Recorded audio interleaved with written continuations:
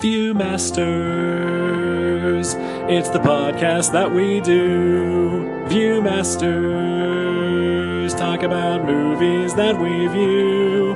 Viewmasters, my friend Eric and me, Joe.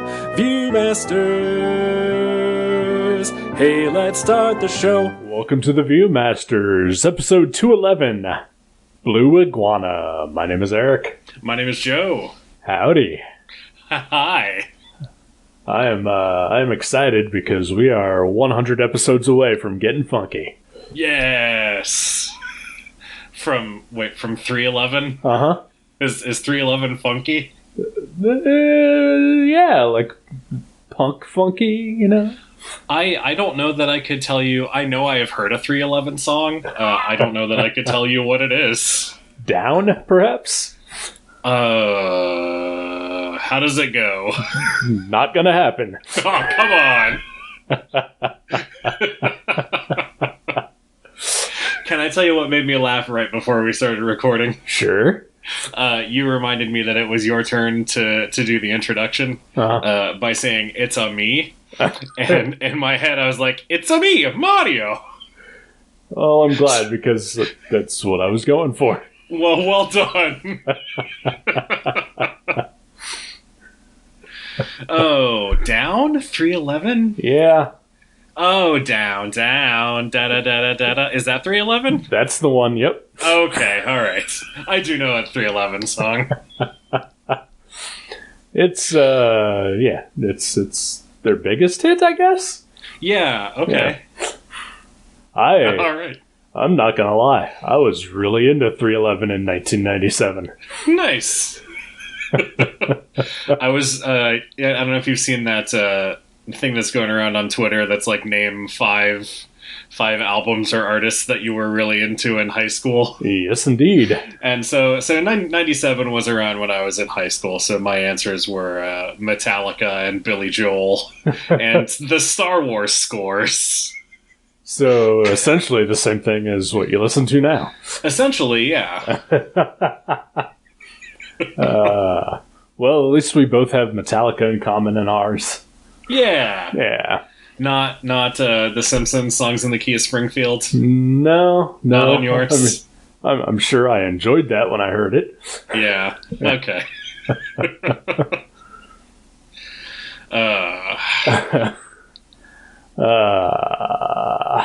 Blue Iguana. Blue Iguana. Let's talk about it, I guess. Okay.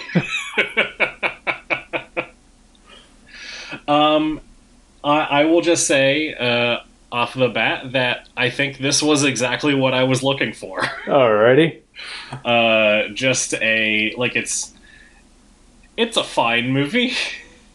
Okay. I didn't think it was great. I didn't think it was bad. Right. I thought it was fun. It had performances from people that I like in it. I could draw while I watched it, which was nice.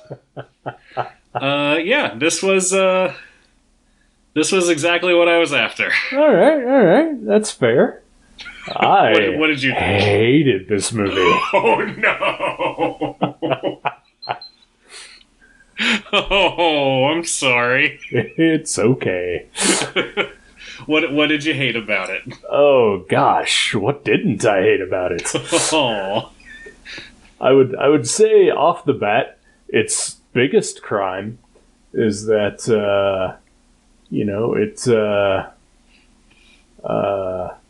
takes Sam Rockwell, arguably one of the finest actors of our current generation, who is full of charisma and charm, and is just a delight in everything I've ever seen him in, except for this. Well, that's not the character that he's playing in this movie. It feels like it should have been, though. Yeah. Yeah, I can see what you're saying there. So, a couple weeks ago, you and I actually had a text conversation about this movie a couple weeks ago. There's a movie called, I believe, Mr. Right. Yes. Is that the name of it? Okay. That is the name of it, with Anna Kendrick and Sam Rockwell. Yes. Where our conversation about it was mostly how we both got tricked because it turns out it's a Max Landis movie. Mm-hmm. And partially being upset that it was still so goddamn charming. Right. Mostly because of the performances of both Anna Kendrick and Sam Rockwell. Exactly. I would not have watched it had they not been the leads in that movie. Right. And I feel like this character was kind of supposed to be like the character from Mr. Right, just a little less crazy, a little less ruthless. Yeah, I definitely got that vibe as well. And instead it was just, boy, he was just a dull thud. Well, he's an American. I mean, what do you expect? Yeah, I guess. Yeah, and no, you're right. He definitely he doesn't get as much opportunity to be charming in this movie as he does in other movies. I feel like the opportunities are there, but I don't know if it's just the way that it was written or the way that he played it was different. But yeah, you're right. He's definitely not as charming as he is usually in this movie. And I feel like it's supposed to be one of those charming type characters, like we're supposed to really, I don't know about sympathize, but just be on his side in general and like him and what he does. And instead, he was just kind of there. Yeah, like I don't know if he was just bored as I was watching the movie. That could be. Yeah. But yeah, boy, I had a hard time watching this one. I'm sorry. It's all right. I mean, maybe the fact that I drew through much of it should be an indication of its quality. But I mean, it was a fine movie to have on while I was doing other stuff. Yeah, I mean, I did pretty much just try to watch it without any other distractions. So, other than the hour nap I took in the middle of it, which we were talking off air. That just is a thing that happens now. That's just a Thursday thing. Yep, I just have to stop a movie and take a nap. I mean, I do take a nap probably 4 out of 5 days of the week in the afternoon after work. Yeah. So, I hold nothing against you on that one. I definitely took a nap today. Well, that's good. It's good to nap. Yeah. Unfortunately for me, it just means that I don't sleep at night anymore. That's not good. Which is probably why I need to take a nap in the afternoon when I get home from work. That is a vicious cycle. It really is. What else didn't you like about the movie? So I think my biggest issue, other than, that it wastes Sam Rockwell, is that so when Pulp Fiction came out in 94 or whatever, there was like a slew of copycat crime wacky caper movies. Yeah. And this feels like one of those, but 20 some years too late. All right, I can see that. There are some tonal issues that I found with this movie, just as far as the level of violence versus sort of the comedy aspects of it, and it's not like super comedic. It really is not. That's, I think, my third issue with it, is that not very funny. Yeah, I thought with Sam Rockwell and Ben Schwartz that it would be a lot funnier than it was. Right. And said it was more of a crime movie than a comedy. Yeah. Which is fine. But yeah, there were a few points where I was sort of the level of violence or the intensity of it sort of took me back a moment. To be fair, most of that just happens in the last 20 minutes of the movie. That's true. Because, like there's, I think, one somewhat violent death, like in the very beginning of the movie, that is played pretty comedically. Yeah. And then, everything else is just sort of saved for the very end, where it gets pretty bloody. Yeah, they saved their blood bag budget for the last 30 minutes of the movie. Yeah. Which, given how the rest of the movie plays off, I honestly was pretty shocked at how violent it got there at the end. Yeah. I did not expect to see Ben Schwartz covered in blood so often. No, yeah, that was definitely a stunner moment.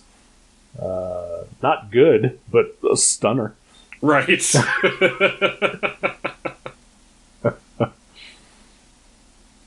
I was also very disappointed by Ben Schwartz in the movie. I was going to ask, are you a Ben Schwartz fan or not? I am, actually.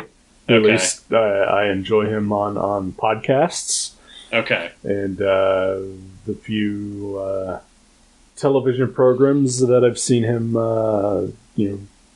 make a guest appearance on, he's been delightful. And so I was hopeful. With both him and Sam Rockwell. I mean, Yeah. to me, that's a no lose situation, and it lost. That's a shame. Yeah, like I said, I think I expected it to be funnier with Ben Schwartz in it, but not so much. But I enjoy him. I liked the parts where it seemed like he was having a good time, like right. when he was telling the woman who works at the bar across the street from where they were living that he's the inspiration for the movie Armageddon. Right. That made me laugh. I feel like from him anyway, any of the funnier moments, because he had a few. Yeah. I feel like those were probably improvised. Probably, yeah. Because I mean, he is a pretty big improviser, so So I felt like anything that I truly enjoyed from his performance was probably off script.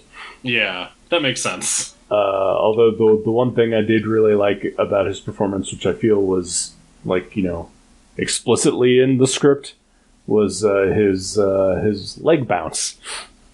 Yeah. I like that too. Yeah, it's just like one of those small character things that I was like, oh, okay, I like that. Yeah, I could see him bringing that to the character too. Like, I feel like that might be a thing that he just does. Yeah, I don't know though. I'm not sure. I guess the only reason I feel like it was scripted is because it does get explicitly mentioned there towards the end. That's true. That's a good point. Yeah, I mean, I don't know. It was just I don't know. It was just disappointing. There was maybe one or two things that I was like, oh, this is bad, and it made me laugh about how bad it was. Mainly around the female lead of the movie is this lawyer who for much of the movie she just wears glasses and is sort of mousy, and then of course she's beautiful, but she doesn't know she's beautiful. So of course at one point she gives herself a makeover or whatever and takes her glasses off. And she's supposed to be all hot and stuff, right. And then there's literally a record scratch in that scene. Is there? There is. Like, that made me laugh, and I don't know if that was on purpose or if that was like, oh, this is so cliched. that it made me laugh, but that was a thing that stuck out to me as maybe not great. I mean, her entire arc is, predictable. Yeah. No, there's definitely nothing that's not predictable in this movie, yeah. I would say. But yeah, I totally missed the record scratch, but I did roll my eyes when, she does come out with her hair down and her glasses off, and right. It's just like, really? Like Jenny and I had been talking about watching She's All That earlier in the week. Now I feel like I already watched it.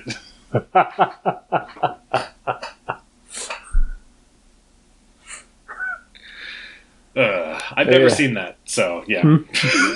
I assume that's what that movie is. It's just her, Rachel Lee Cook, taking her glasses off and letting her hair down. I'm guessing you're right. I also have never seen it, and probably won't. I've seen Not Another Teen Movie, so I think I'm good. Yeah.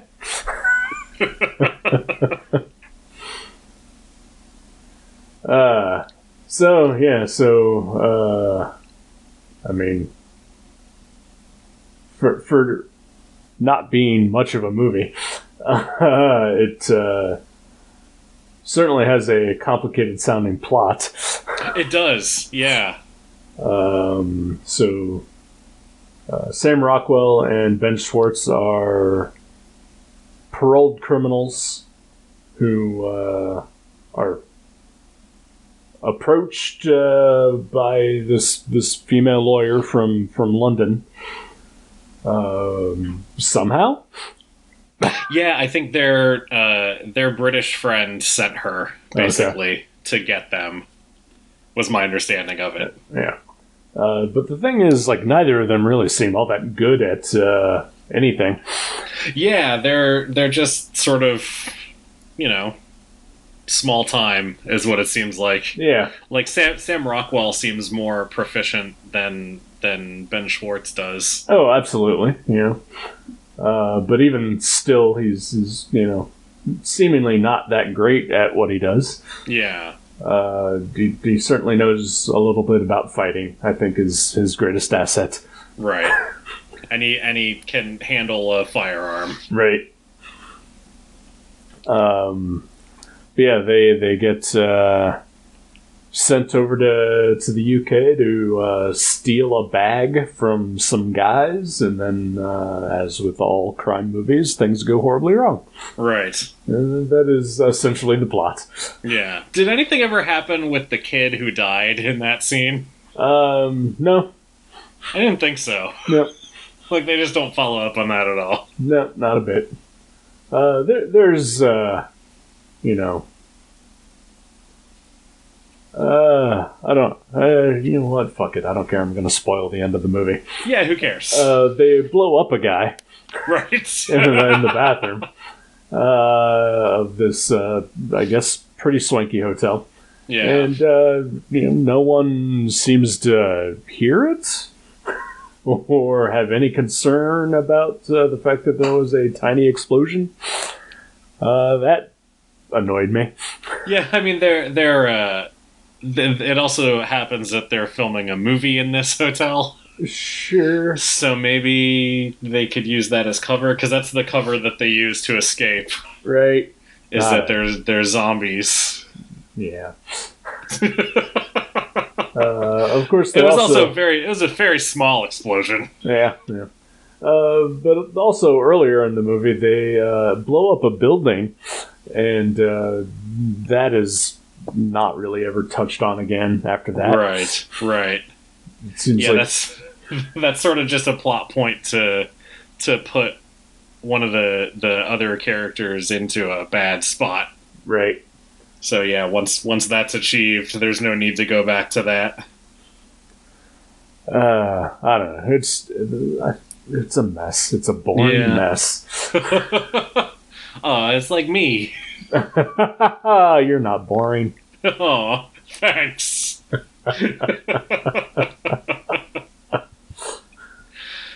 Yeah. I don't know. I don't have a ton to say about it. Me neither. Like I said, it was fine. I'm sorry to hear that you didn't enjoy it. It's all right. I don't particularly love just talking shit about a movie, or anything really. Like I'm not a guy who wants to just go on and on about how bad something is. Right. I just want to say that it's bad. I don't recommend it. Yeah, I'd always much rather talk about something that I really enjoy than something that I don't. And it's not even a level of bad where, I feel like I could rip it apart.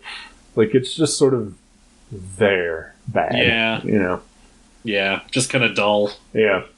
And I almost feel like if you have felt the exact same way that I did, we could probably squeeze a little more out of that.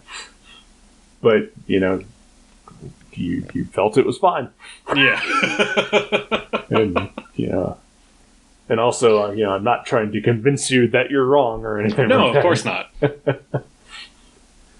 I think differing opinions is not a bad thing. No, and I wouldn't try to convince you that it's a great movie. No, yeah, because I can totally see what you're saying. Yeah, like I said, it was just it wasn't The Seventh Seal or The Torture Report. It was just sort of a lighter, mostly lighter. Just diversion, basically. I mean, even the violence does play more comedically and light than in The Torture Report. Right, that's true. Yeah, I know the jokes in The Torture Report just don't land the way they do in this movie. I feel like it just feels like a Tarantino wannabe movie, that again came 20 years too late. Yeah, I can see that. Even Tarantino has moved away from, that somewhat. Right. Yeah. I mean, honestly, I feel like given, that Sam Rockwell and Ben Schwartz are in it, whom I both enjoy, that I did not enjoy it, I feel is the most disappointing aspect about it. Yeah, I can definitely see that. The most disappointing aspect to me was that Sam Rockwell did not dance in this movie. Yeah. Which is a requirement for all Sam Rockwell movies, so that was a bummer. He gets close in the last scene before the guy blows up. Yeah, but it wasn't quite a dance. Ben Schwartz does a couple of spins here and there. He does. Yeah, and maybe they agreed to switch. They should not have. No, yeah. Stick to your strengths, Sam. Exactly. Although I would say that I don't think Ben Schwartz really has a thing other than voice acting for the most part. That's true. He doesn't sing at all in this movie. No, he does not. Thank God. I am firmly on the side of Jason Mantzoukas when it comes to singing on Comedy Bang Bang. I love a solo bolo, but it's a lot sometimes. It really is. I don't think I was able to listen to the last solo bolo. And I also believe that the closing up the mailbag songs are excruciating. They really are. Yeah, I agree. And yet I regularly get them stuck in my head. It's terrible. Oh, well. Yeah. Yeah. Alright, well, this will be a super short episode, I guess. Yeah, I think that's okay. Yeah. Unless there's anything you want to talk about.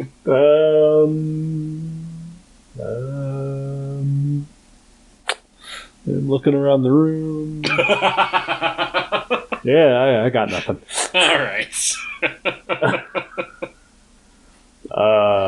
So I guess I'll pick a movie. Yeah. So I've often said every time I pick a movie that I'm not here to I don't want this to just be a horror podcast movie, kind of thing. But I'm gonna pick a horror movie. Okay. It is currently available on Amazon Prime, and it's one that I wanted to go see in the theater, but just went away a little too quickly. It is called The Lighthouse. Oh, awesome. I want to see this. Yes, with Willem Dafoe and Robert Pattinson, our future Batman. Right. Someday. I think you mean our future The Batman. Oh, yes, I'm sorry. Excellent. I'm excited to watch that. Excellent. I will say this beforehand. It is written and directed by a guy who wrote and directed a movie from a few years ago called The Witch. Oh, yeah.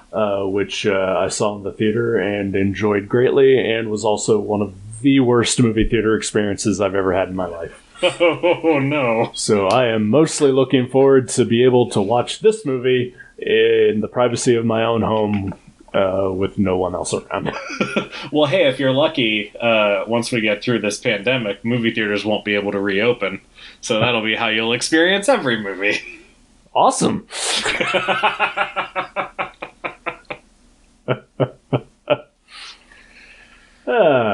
All right. Yeah. I didn't realize that the guy who directed The Witch did this too, so that's exciting. All right. Have you seen The Witch? I have. Yeah, okay. That's the Anna Taylor-Joy. I forget who else is in that, but yeah, right? Where they think she's a witch. I guess. Basically. I don't know who's in that movie. Okay. Other than a goat named Black Phillip.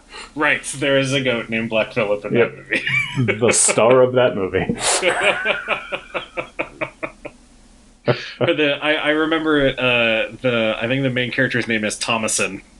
Yes. It's the girl's name is Thomason, and I just like, what is that name? I like that name a lot. So it's an old timey American super religious name. Yeah, I guess so. I don't know. Never heard it anywhere else. Probably never hear it again. You can name your kid that. I will. All right. I'll name the child that we're not going to have Thomason. Sounds great. Cool. All right. Well, I guess I'll talk to you next week. I will talk to you next week. Whoa, that sounds like a threat. It is. It's a threat and a promise. I fear for You my better. life. You better be there. Jesus, fine. Oh man, it's getting to me. I'm losing it. It's weird because this whole pandemic quarantine thing has not affected me, like other than just general paranoia. Yeah. Because if I get this thing, I will die. But otherwise, my routine is exactly the same as it's always been, and even I am losing track of things. Right. I spent all last Friday paranoid that did I just skip work? Oh God. Yikes. Yeah, it's affecting me in ways I did not expect it to.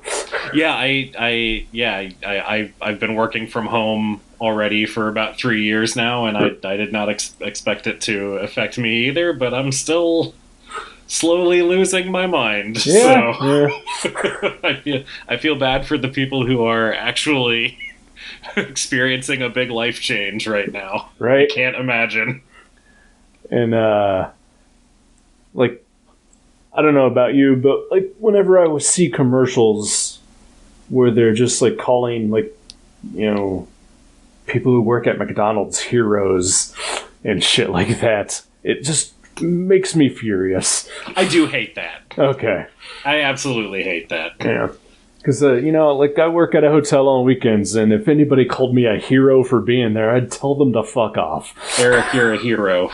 Fuck off. You're an everyday hero. I hope that Mattel makes an action figure of you and Marvel Comics makes a special cover with you on it.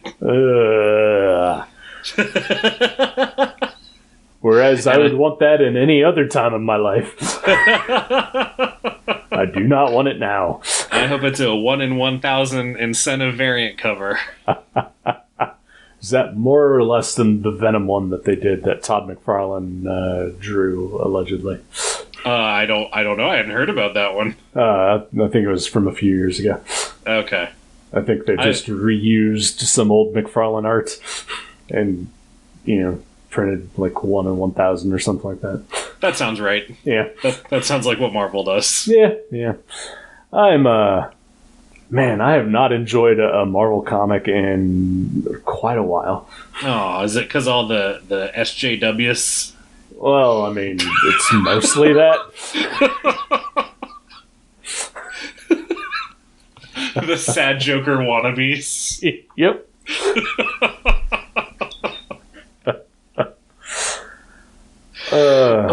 Anyway. Yep. The Lighthouse. The Lighthouse. I'll see you next week. All right. Bye. Goodbye.